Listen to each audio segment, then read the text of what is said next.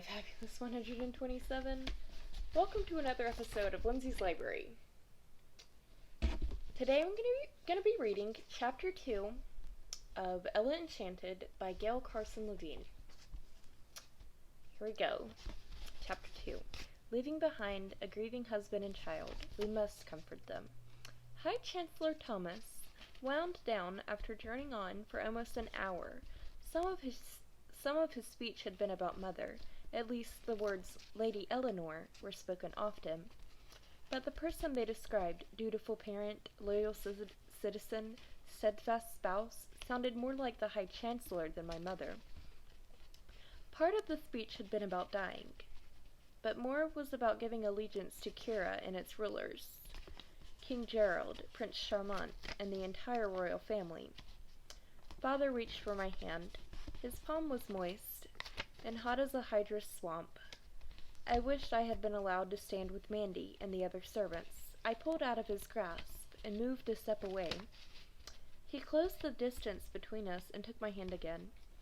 Mother's casket was made of gleaming mahogany, carved with designs of fairies and elves. If only the fairies could leap out of the wood and cast a spell to bring her back to life, and another one to send Father away. Or maybe my fairy godmother would do it, if I knew where to find her. When the High Chancellor finished, it was my task to close the casket, so Mother could be lowered into her grave. Father put his hands on my shoulder and pushed me forward.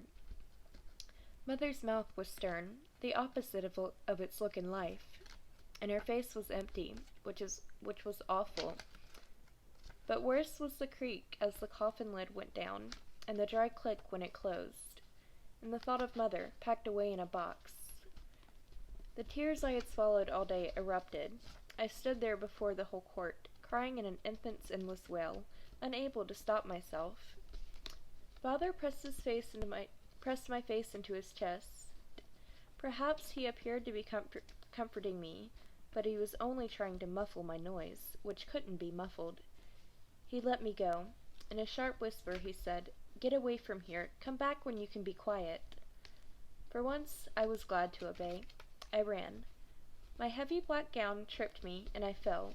Before anyone could help me, I was off again, my knee and hand stinging.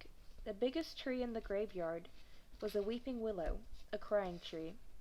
I plunged through its leaves and threw myself down sobbing. Everyone called it losing Mother, but she wasn't lost. She was gone. And no matter where I went, another town, another country, fairyland or gnome caverns, I wouldn't find her.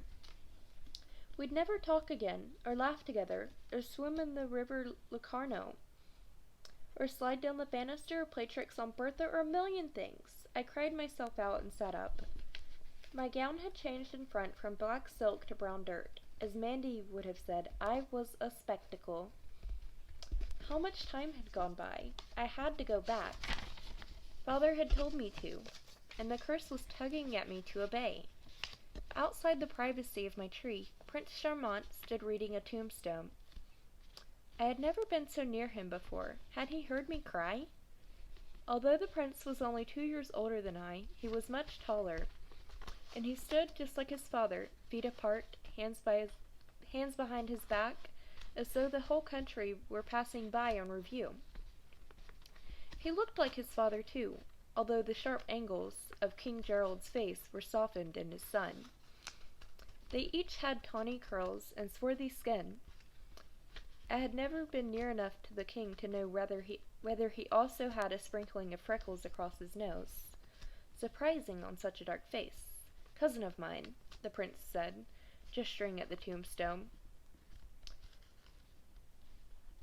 "Never liked him." "I liked your mother." He started walking back toward her tomb. Did he expect me to come with him? Was I supposed to maintain a suitable distance from his royal self?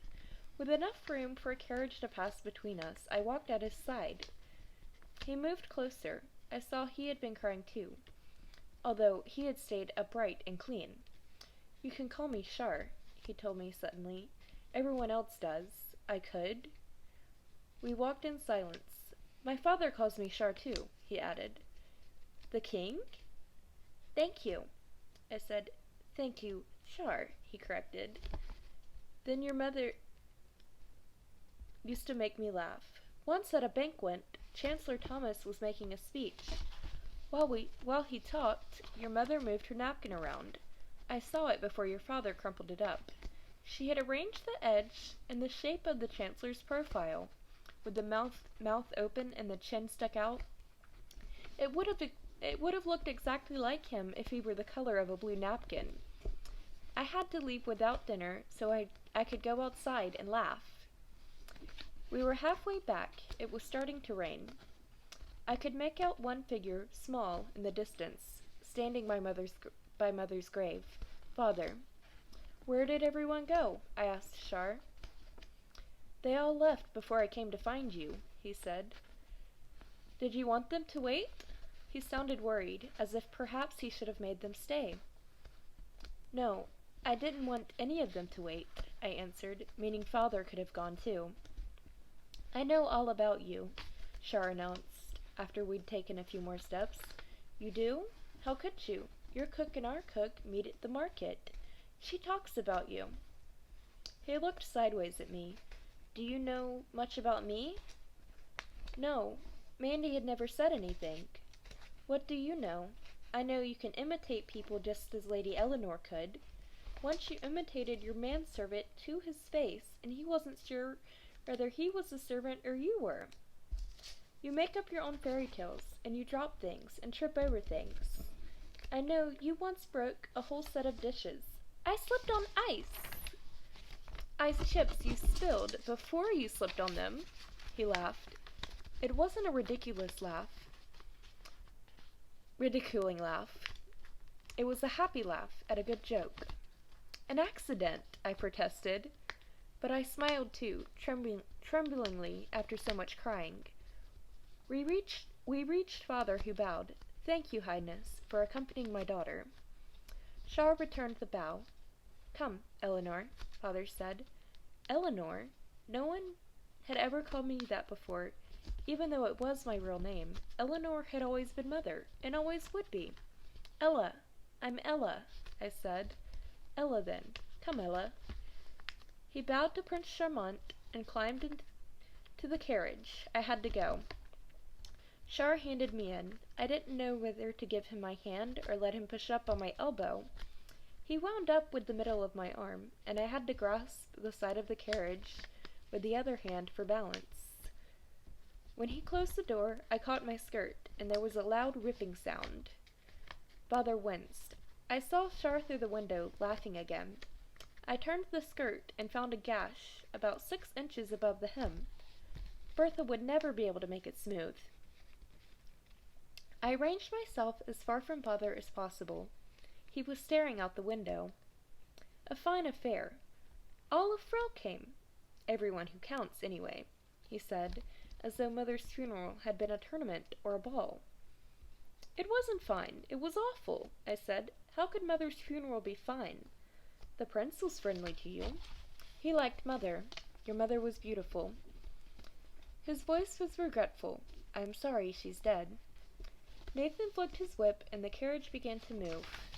And that ends chapter 2 of Ella Enchanted, written by Gail Carson Levine.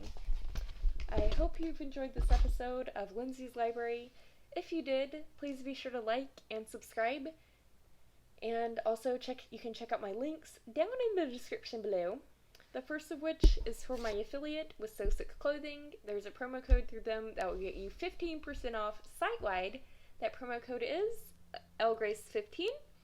There's also a promo code for my merch. That's also linked down below, by the way. That promo code is COVID Summer. And the rest of the links are my website, my social media, all those good little things. Thank you for watching, and above all else, stay fabulous. Bye!